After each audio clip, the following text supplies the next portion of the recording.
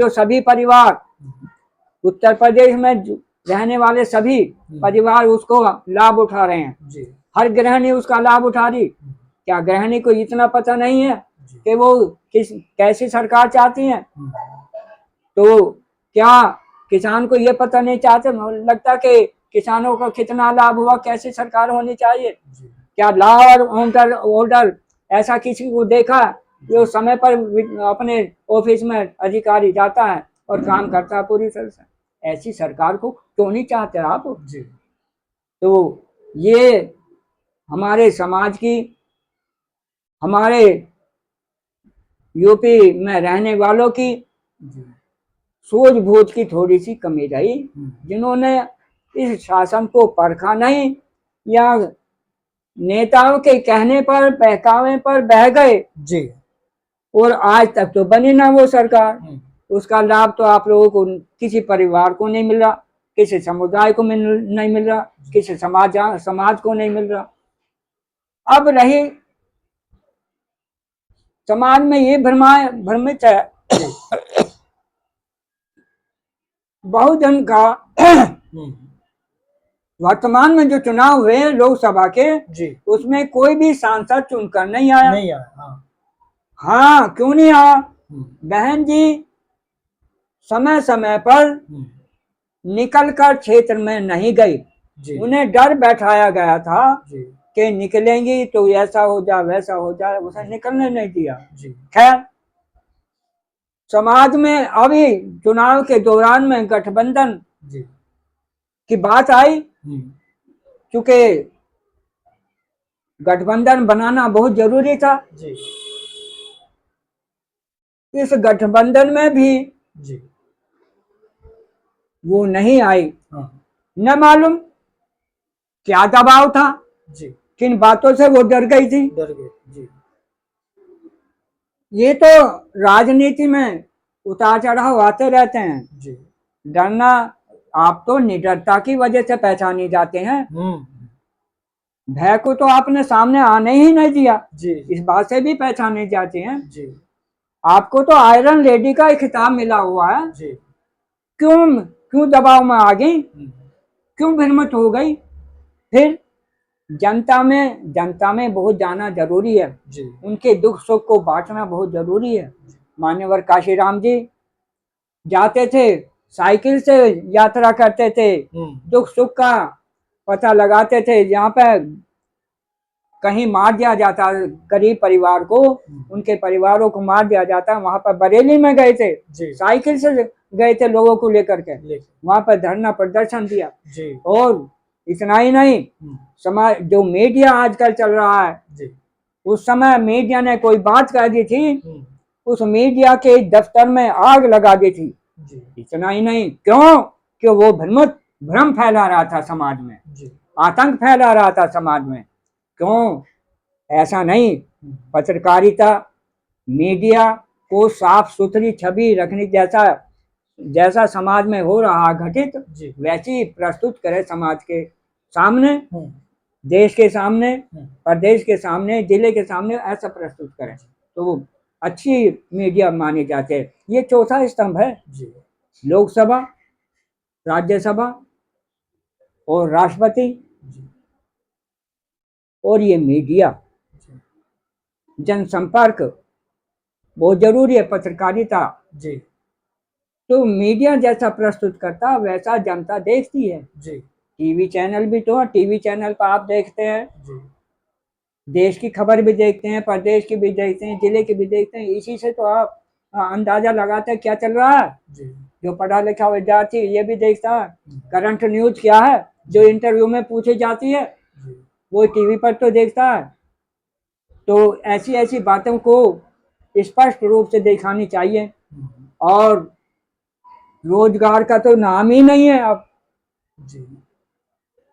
महंगाई जबरदस्त, रोजगार है नहीं। 5 किलो राशन एक पत्रकार चुनाव के दौरान गरीब बस्ती में चले जाते हैं, वहां पर महिलाएं और पुरुष दोनों इकट्ठे हैं, उनसे ये पूछते हैं कि बहन जी अब चुनाव चल रहे हैं तो आप किसे वोट देंगे जी। हम उन्होंने कहा बहन जी, उन जो महिलाएं थी उन्होंने कहा कि हम बहन जी को वोट देंगे जी। हम तो बहन जी को ही वोट देंगे। और आपके चैनल से मैं कहना चाहती हूँ कि केवल और केवल बहन जी को वोट देंगे, हाथी पर का बटन ही हम दबाए जी। इतनी बड़ी खूबी।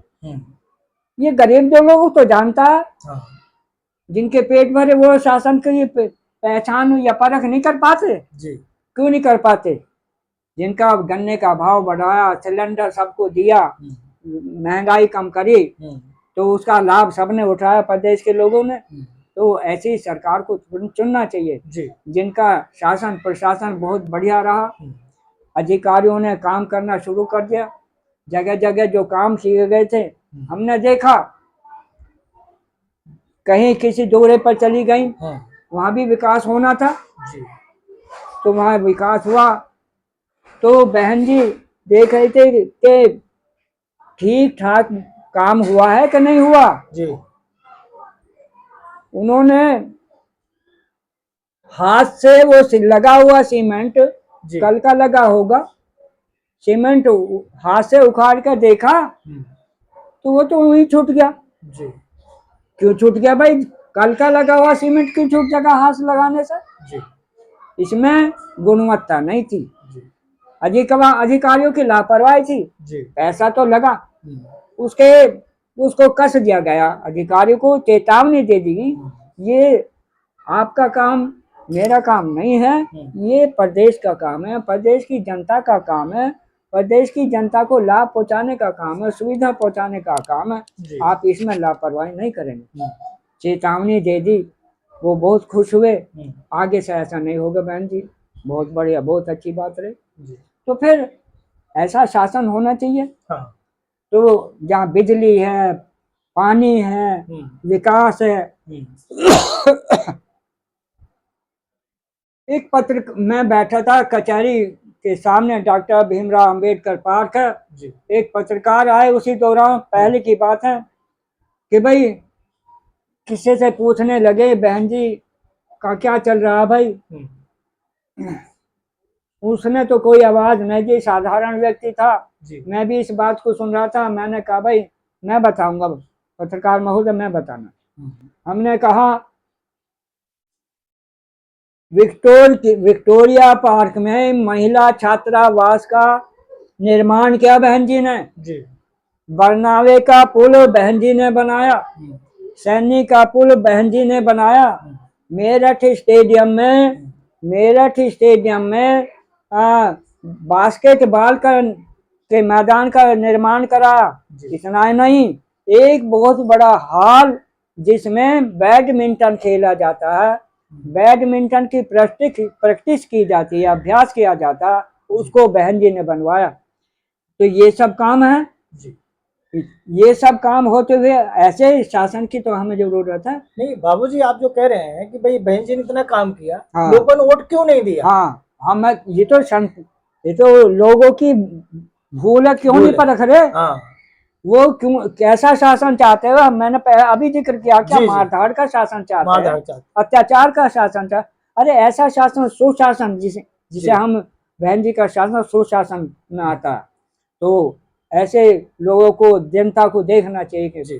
पर कोई किसी बात पर लुढ़क जाता, कोई किसी नेता के बहकावे में आ जाता, लेकिन जनता को ऐसा, सब घरों में चाहे वो बालिका हो या बालक हो, चाहे छात्र हो या छात्रा हो, सब लिखे पड़े हैं।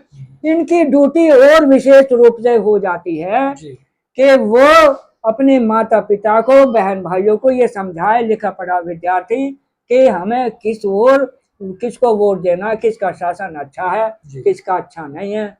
तो हमें अच्छे शासन की परख होनी चाहिए। जनता को हमारा भी कर्तव्य हो जाता परिवार में छात्रों का, विद्यार्थियों का, कि हम अपने परिवार को भी समझाएं। नहीं बाबूजी, जैसे भी अब तो हो गया, जैसे ये लोगों ने वोट नहीं दिया, अब क्या किया जाए कि बहुजन समाज को फिर एक हो जाए, बहुजन समाज एक हो जाए और एक जगह वोट पड़े? कुछ ऐसा, कुछ आप आइडिया बताएं जो आप जनता को सोशल मीडिया के माध्यम से एक संदेश दीजिए जैसे बहुजन समाज फिर एक हो जाए। बहन जी सब कुछ खो चुकी, जी अब जरूरत यह है जी कि धरातल पर चलिए, जी जमीन पर चलिए, जनता के दुख सुख को समझिए, जी उनके दुख सुख में शामिल होइए। जी कोई गरीब परिवार है, आपके पास पैसा है, उसको काम चलाने के लिए, उसका काम चलाना, पैसे दीजिए। पैसे भी देना जरूरी है, बिना पैसे काम नहीं चलने का। जी वो रोजगार करे, रोजगार से वो अपने परिवार को पालेगा, जी बालकों को पढ़ाएगा। जब पैसा तो रोजगार है नहीं, पैसा जेब में है नहीं, खरीद कर क्या लाएगा? जी आटा भी नहीं खरीद पाएगा, तेल भी नहीं खरीद पाएगा। जी राशन 5 किलो दे दिया, क्या कच्चा खाएगा? नहीं, जब गैस नहीं है तो क्या कच्चा खाएगा? अच्छा कच्चा नहीं खाएगा। जी वो फिर कैसा होगा? फिर ऐसा होगा कि सरकार को बदल दो, सरकार को बदल, सरकार बदल दो। जी। जो ऐसी सरकार है जो व्यवस्था नहीं कर पाती, उन्हें हटा दो, उन्हें हटा दीजिए।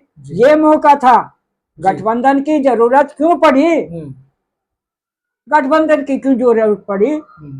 गठबंधन की इसलिए जरूरत थी, शासन अच्छा नहीं था, केवल कागजों पर काम चल रहा था, ढोल ढपांग चल रहा था, ढपोल संघ की आवाज बुलंद कर रहे थे। तो ऐसी सरकार हमें नहीं चाहिए, हमें चाहिए विकास करने वाली चाहिए, जनता का दुख सुख में काम आने वाली चाहिए, जनता को हर सुविधा से उपलब्ध कराया जाए, ऐसी सरकार चाहिए। तो धरातल पर उतरना पड़ेगा बहन जी को, अपने लाव लश्कर के साथ में, और स्थानीय जो जिले का जो कार्यकर्ता बना रखा है, डीएसपी का अध्यक्ष बना रखा है या कोऑर्डिनेटर बना रखा, उनकी ड्यूटी लगाइए सख्त करके।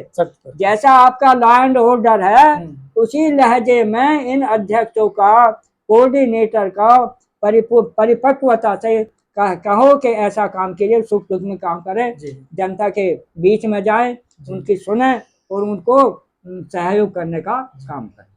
बहुत बहुत साधुवाद। जय भीम, जय भारत, जय संविधान।